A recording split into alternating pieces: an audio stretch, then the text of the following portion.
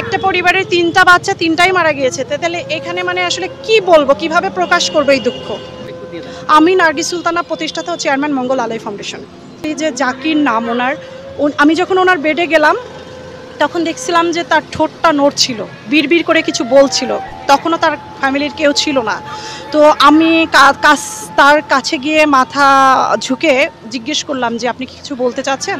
তখন উনি বলল যে 01755 দিলে আমার ছেলের নাম্বারটা উঠবে। তখন ওই নাম্বারটা আমি টিপ দিলে তার ফোনে তোর ছেলের নাম্বার পাই, তখন আমি তার ছেলেকে ফোন করি, তো তারপর তার ছেলে আসে। তো আজকে আবার দেখতে গিয়েছিলাম, প্লাস আরও অনেক রুগী আছে এরকম।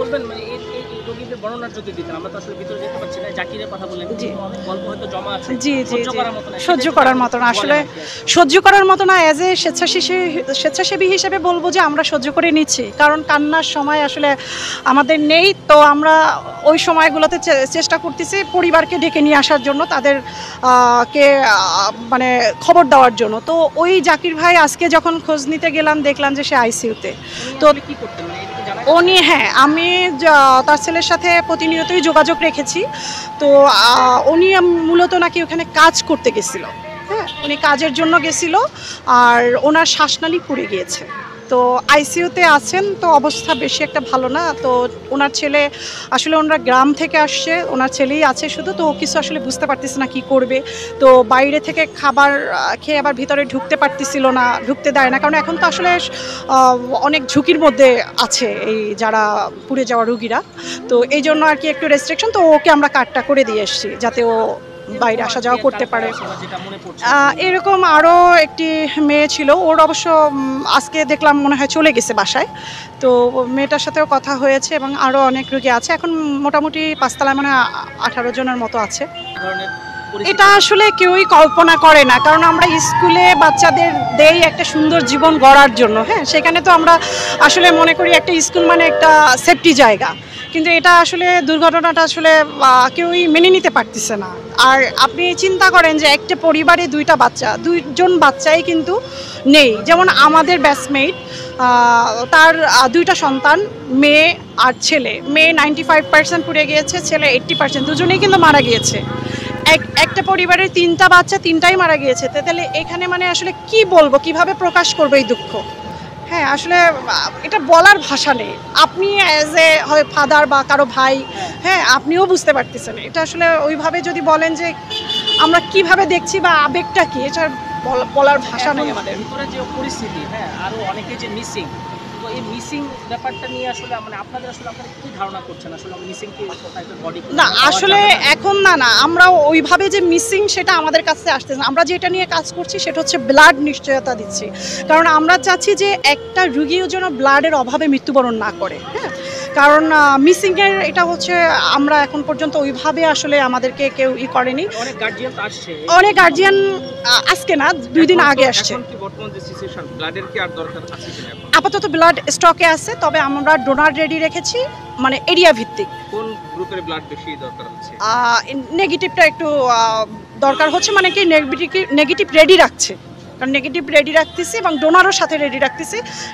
আমরা একটা যেমন গুছিয়ে কাজ করেছি, সেটা হচ্ছে আমরা এরিয়া ভিত্তিক ডোনার রেডি রেখেছি। যেমন উত্তরায় যদি দরকার হয়, উত্তরায় যে ডোনার আছে আমরা যেন খুব দ্রুত তাকে পাঠাতে পারি। আবার এই এরিয়াতে যারা আছে তাদের আমরা সব কিছু ওইভাবে রেডি করে রেখেছি, এখানে দরকার হলে আমরা তাদেরকে ডাক দেব। এবং আরেকটা খুবই আনন্দের বলবো বিষয়, যে মানুষ এত স্বতঃস্ফূর্তভাবে বাচ্চাদের জন্য এগিয়ে এসেছে। যেমন অনেকে আসছে স্কিন ডোনেট করতে, হ্যাঁ, স্কিন ডোনেট করতে যারা করে তাদের প্রায় 1-1.5 মাস কিন্তু জ্বালা পোড়া করে, কারণ কেটে নিয়ে তারপরে ওখানে ওদেরকে দিতে হবে। তো অনেক বাচ্চারা আছে যাদের হাত পা পুড়ে গিয়েছে, তাদের আসলে স্কিন নিয়ে যদিও অ্যাড করা হয় সেটা কিন্তু আর গ্রোথ হবে না, এই জন্য অন্যরা স্কিনটা দিতে চাচ্ছে যাতে ওটা বাড়ে। হ্যাঁ, তো এটা আমি বলবো যে একটা হ্যাঁ, অনেকজন সকাল থেকে অনেকজন এসেছে এবং আছে, রেডিও আছে।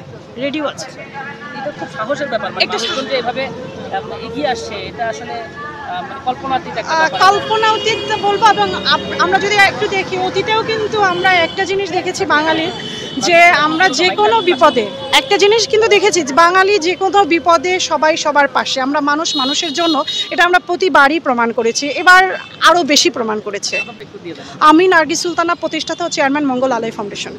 আচ্ছা, আপনার আন্ডারে কতগুলো মানে ছেলে মেয়ে কাজ করছে এবং প্রত্যেকে কি মানে ওদের একটু হ্যাঁ, আমাদের আন্ডারে প্রায় 400 স্টুডেন্ট কাজ করছে, তা বিভিন্ন ইউনিভার্সিটি, কলেজ, স্কুলের স্টুডেন্ট রয়েছে, তো তারা বিভিন্ন ইউনিভার্সিটি কলেজে আছেন। আর আমাদের হচ্ছে একটা স্কুল আছে, মঙ্গলালয় টেকনিক্যাল স্কুল, যেখানে অসহায় পথ শিশুরা পড়াশোনা করে। বর্তমানে 65টা স্টুডেন্ট আছে এবং আমরা তাদের পড়াশোনার পাশে হাতে কলমে শিক্ষা দিচ্ছি, যাতে করে তারা ইন ফিউচার স্বাবলম্বী হয়ে তুলতে পারে। রাজবল যেটা জানতে চাচ্ছি মানে আমরা একটি স্বেচ্ছাসেবী সংগঠন মঙ্গলালয় ফাউন্ডেশন থেকে আসছি। তো আমাদের সংগঠন প্রথম দিন থেকে আমরা কাজ করতেছি, প্রথম দিন 21 তারিখ থেকে, যেদিন বিমানটা ক্র্যাশ করছে, এর শোনার পরপরই আমরা এখানে অবস্থান করতেছি। এখানে আমরা কয়েকটা শিপমেন্টে আমরা রক্তদাতা সংগ্রহ করতেছি, নট রক্ত, কারণ পোড়া রোগীদের জন্য রক্তের প্রয়োজন পড়ে। তো সেক্ষেত্রে গ্রুপের রক্ত হ্যাঁ বেশি আসলে চাই। নেগেটিভ রক্তগুলোর প্রয়োজন বেশি পড়ে। প্রয়োজন তো সব রক্তই পড়ে, তবে নেগেটিভ রক্তের অভাব দেখা দেয়। তো আমরা সব গ্রুপেরই রক্তদাতা সংগ্রহ করে রাখছি, যাতে রক্তের অভাব যাতে না দেখা দেয়। তো যখনই রক্তের প্রয়োজন পড়বে আমরা কল দিলে যেন এনি টাইম পাই, ওরকম রক্তদাতাদের আমরা সংগ্রহ করে রাখছি। এটা হলো আমাদের একটা কাজ। সেকেন্ড কাজ, আমরা এই জায়গায় ট্রাফিক মেনটেন করতেছি, যাতে কোনো অ্যাম্বুলেন্স আসলে যেন বাধাগ্রস্ত না হয়। একটা রোড আমরা খালি রাখতেছি, যাতে অ্যাম্বুলেন্স আসতে পারে। আমাদের একটা ইউনিট এই কাজ করে মঙ্গলালয় ফাউন্ডেশন থেকে। আর তৃতীয় কাজ, আমরা ভিতরেও আমাদের স্বেচ্ছাসেবী সংগঠন আছে, ভিতরের রোগীদের পরিবারে যারা আছে ওদেরকে সেবা যখন যা প্রয়োজন পড়ে মঙ্গলালয় ফাউন্ডেশন থেকে। আর এর বাইরে তো রক্তদাতা আমরা কালেক্ট করি। আর ভিতরের সার্বিক অবস্থা তো মোটামুটি সবাই জানে কেমন চলছে। মঙ্গল আলো ফাউন্ডেশন এর আগে অনেক অ্যাসাইনমেন্ট ডিল করা হয়েছে, মানে হচ্ছে অনেক পরিস্থিতি ডিল করা হয়েছে।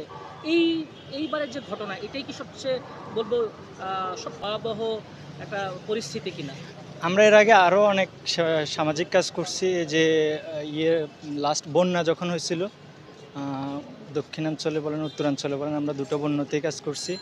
নোয়াখালী, লক্ষ্মীপুর, ফেনী, আমরা 3 জায়গায় আমাদের এই মঙ্গলালয় ফাউন্ডেশন থেকে গেছিলাম। এর বাইরে আরও অনেক স্মৃতিকাতর কাজ অ্যাক্টিভিটিতে আমরা অংশগ্রহণ করছি, তবে এটা সবচেয়ে বেশি বেদনাদায়ক। এটা অবশ্যই সবার। বাচ্চাদের পরিস্থিতি কি, মানে কাছ থেকে কি দেখা হয়েছে বা তাদের গার্জিয়ানদের আসলে অবস্থাটা কি? হ্যাঁ, জানি যে আমরা অবস্থা, মোটামুটি but তোমার চোখে মনে হ্যাঁ হয়? কয়েকটা ওয়ার্ডে গেছি, দেখি তো অবস্থা অনেক শোচনীয়। সবাই তো অবস্থা খারাপ বলতে সবাই মোটামুটি পোড়া রোগী ম্যাক্সিমামই, কারো 10%, 20%, 20%-এর অধিক যারা, ওরা একটু বেশি শোচনীয় অবস্থায় আছে আর কি, বা শঙ্কায় আছে যেটাকে বলে। জি। শিশুগুলো